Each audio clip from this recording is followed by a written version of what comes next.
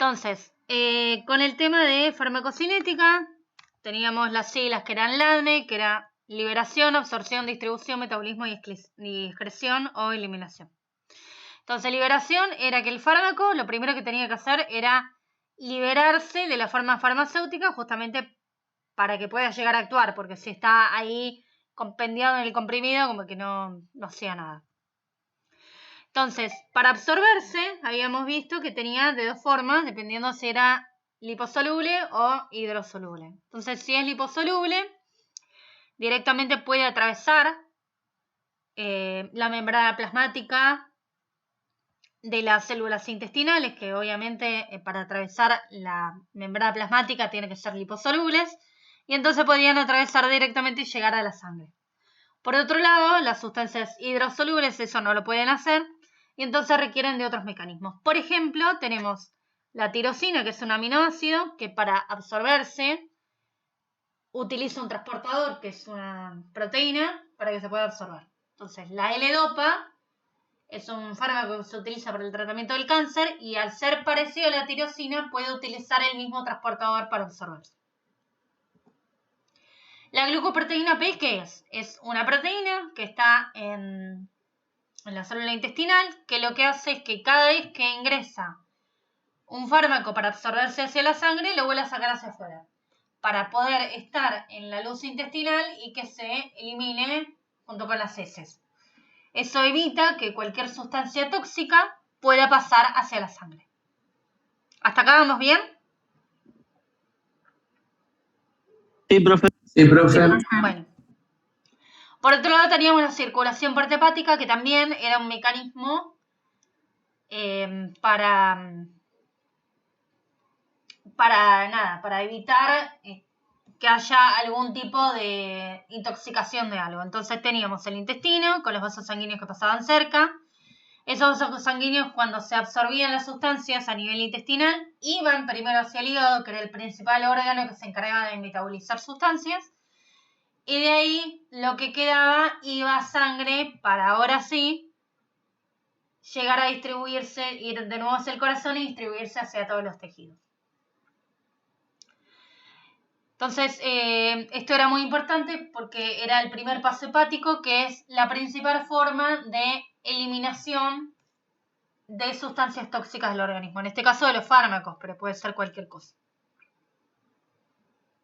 Sí, ya las dejé las diapos.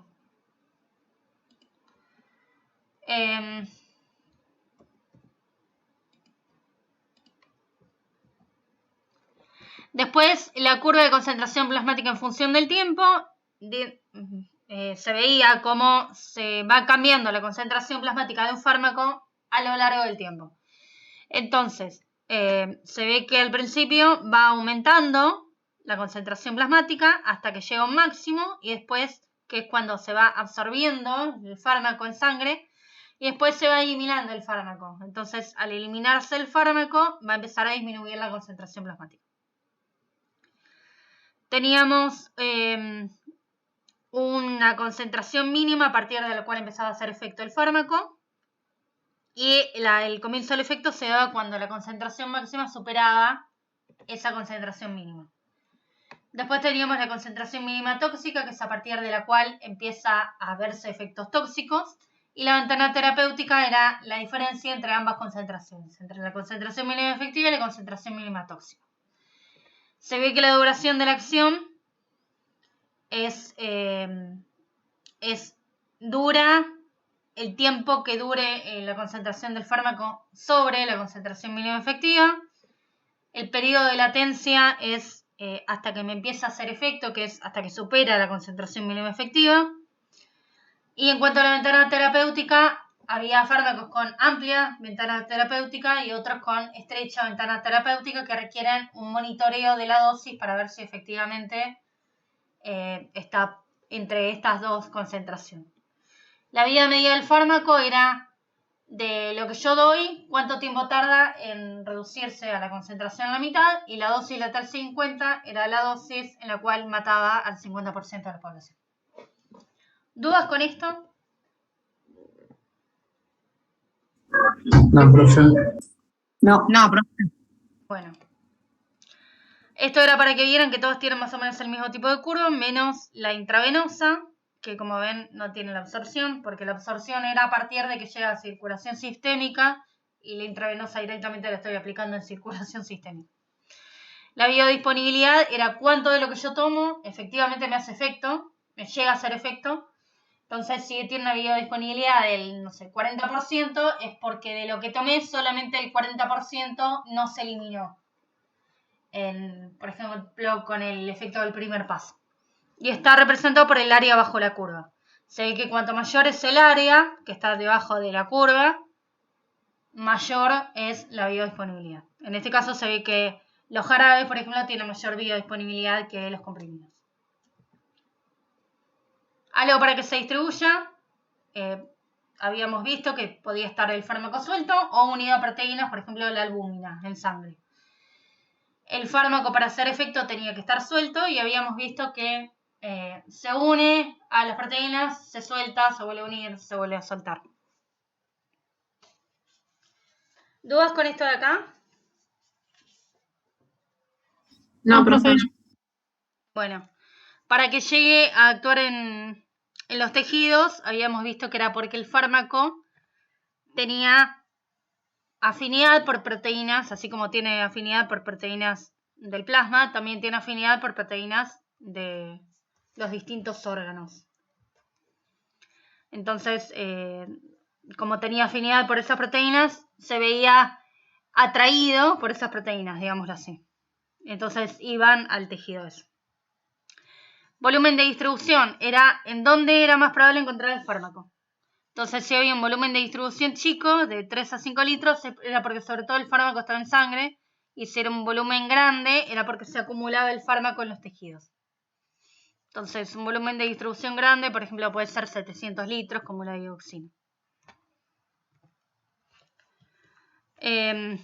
Habíamos visto que también la velocidad a la cual un fármaco se puede distribuir al órgano que estoy buscando es qué tanta sangre llega a ese órgano. Entonces, si son órganos que reciben mucha cantidad de sangre, como el corazón, el hígado, el riñón, el pulmón, el cerebro, bueno, va a llegar la sangre con mayor facilidad que si son órganos que no llegan tanta sangre como el hueso, la grasa y la piel. ¿Alguna duda? No, profe. Bueno, No, profe. ¿a dónde podía llegar a distribuirse un fármaco? Al órgano blanco, que era el órgano donde yo apuntaba que fuera para producir el efecto, a otros órganos que me termina produciendo efectos adversos, y también a los órganos para que se elimine.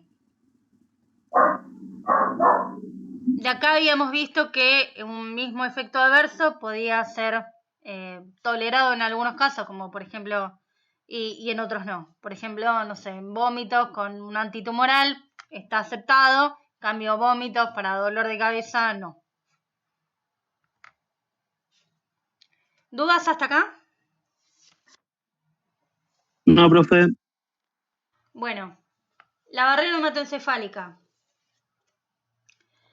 La barrera hematoencefálica, como les dije, es una barrera que impide que cualquier sustancia pueda atravesar desde la sangre hacia el cerebro y que sea una sustancia tóxica y lo pueda atacar.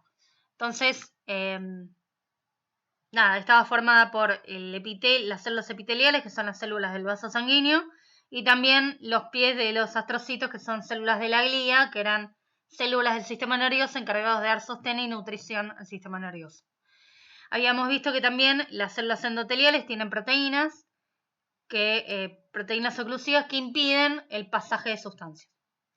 Por otro lado, habíamos visto que hay algunas sustancias que tienen que pasar al cerebro, por ejemplo, nutrientes, oxígeno, y algunos fármacos que uno quiere dar que quiere que actúen a nivel cerebral, por ejemplo, antidepresivos, anticonvulsivantes, un montón de cosas que quiere que actúen a nivel sistema nervioso.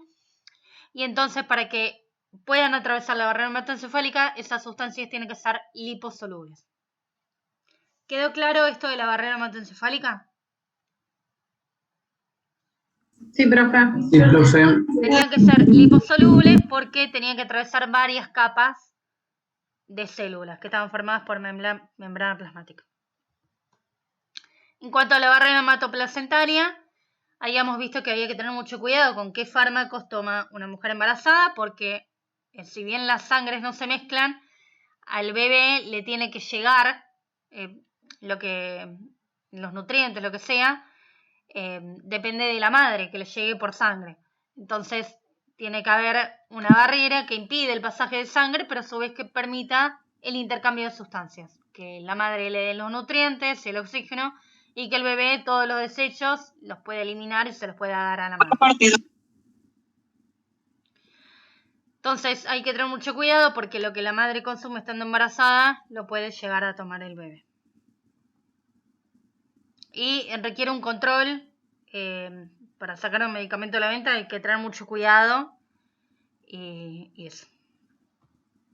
En cuanto al metabolismo, era para lograr hacer a las sustancias más hidrosolubles y que se puedan eliminar por la orina, que estaba formada por agua, como les acabo de decir.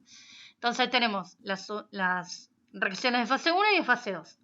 Las de fase 1 estaban formadas por complejo enzimático, que eran grupos de enzimas, que estaban dados por las siglas CYP y un par de números y una letra. Lo que hacían eran enzimas que agarraban el fármaco y lo modificaban un poquito para hacerlo más hidrosoluble. En cambio, las reacciones de fase 2 era que se agarraba el fármaco y se le pegaba una molécula más hidrosoluble. Entonces, el resultado era que era más hidrosoluble. La importancia del tema de los citocromos y eso es que un mismo fármaco o un alimento pueden estimular al CYP de otro fármaco o inhibirlo.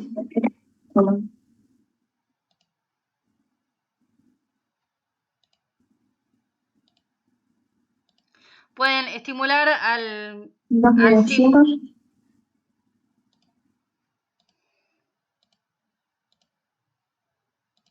Pueden estimular se me fue. Que un alimento u otro fármaco podía estimular al CYP o sea, si estoy tomando dos fármacos juntos, uno puede estimular al CYP y eliminar al otro fármaco más rápido, o al revés, inhibir al CYP y entonces que el otro fármaco se me acumule y me puede generar efectos tóxicos. Lo mismo con los alimentos. ¿Dudas con esto? No, profe. No, profe. Se entendió bien. En cuanto al paracetamol, el paracetamol les había dicho que se metabolizaba por fase 1 y se obtenía el NAPQI. El NAPQI era una sustancia que es tóxica, pero en condiciones normales no pasaba nada porque teníamos otra sustancia que se llama glutatión, que lo que hace es captar el NAPQI y entonces impedir que sea tóxico. Ahora bien, si tomo mucha cantidad de paracetamol, el glutatión se me acaba y entonces el NAPQI se me empieza a acumular y me empieza a producir toxicidad. El jugo de pomelo inhibe al CYP a nivel del intestino y entonces el fármaco que yo estoy tomando, que se metaboliza por este CYP, se me va a empezar a acumular. Y dependiendo de la gravedad, si es un fármaco de estrecha ventana terapéutica, puede llegar a producir efectos tóxicos. En cuanto al alcohol, también se ve influido por puede modificar el metabolismo por otro CYP, que es el CYP2D1. Las consecuencias del metabolismo es que se vuelven las sustancias más hidrosolubles, entonces se pueden eliminar más fácil, que hay veces que se puede perder la función del fármaco, lo que les había dicho que un fármaco para actuar, por ejemplo, a nivel del sistema nervioso, tiene que ser liposoluble. Entonces, si a través del metabolismo lo estoy volviendo más hidrosoluble, a lo mejor no puede atravesar la barrera hematoencefálica.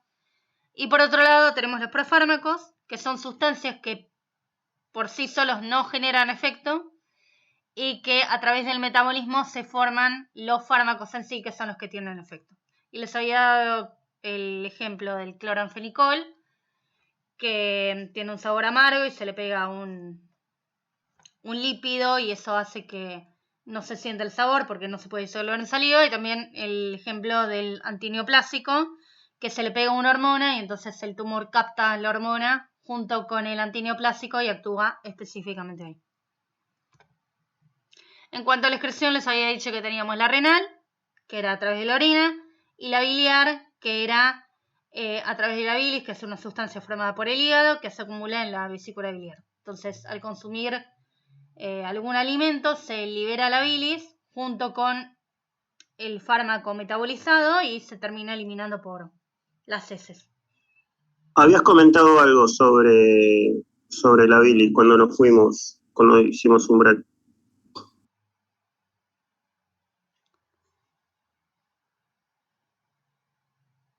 No tener, sí, que no si no sé. tenés la vesícula biliar. No, que si no tenés la vesícula biliar, aún así la bilis se forma. Así que nada, no es. Se puede liberar la bilis igual.